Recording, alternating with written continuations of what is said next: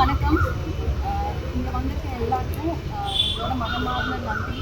ரொம்ப சந்தோஷமாக இருக்குது. நீங்கள் எல்லோரும் எங்கள் எக்ஸாம் வரவேற்கிறது பார்க்குறது வந்து எனக்கு ஒரு பெரிய சந்தோஷமாக இருக்குது. ஏன்னா ஒரு வருஷத்துக்கு அப்புறம் என்னோட ஒரு ரிலீஸ் வருது, வீர சூரன் முடிச்சுட்டு.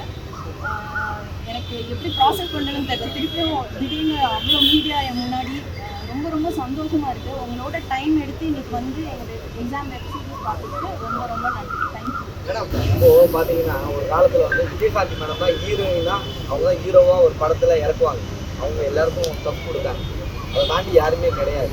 அதுக்கப்புறம் பார்த்தீங்கன்னா நயன்தாரா லீடு கொடுத்துருவாங்க. ஸோ நீங்கள் வெப்சீரிஸை ஸ்டார்ட் பண்ணுவீங்க, எப்படி பார்க்குறீங்க? ஏன்னா ஹீரோவே இல்லாமல் ஒரு ஹீரோயினை வச்சு நகர்த்த முடியும் அப்படின்னு ஒரு டைரக்டர் யோகம் பண்ணியிருக்காரு. நீங்கள் என்ன யோசிச்சிங்க? உங்களுக்கு வச்சு தெரியல. ஃபர்ஸ்ட் ஆஃப் ஆல் நீங்கள் சொல்கிறதே வந்து எனக்கு ஒரு ப்ரிவிலேஜ் தானா. ஏன்னா பெரிய பெரிய நேம்ஸ், எனக்கு இந்த கதை கேட்ட உடனே விஜயசாந்தி மேமோட கேரக்டர் தான் எனக்கு கண் முன்னாடி வந்தது.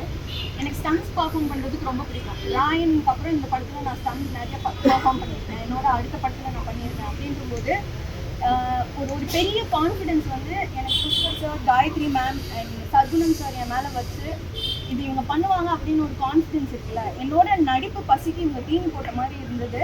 ஆனால் அதை நான் கொஞ்சமாவது ஃபில்ஃபில் பண்ணியிருக்கேன் அப்படின்னு நினைக்கிறேன்.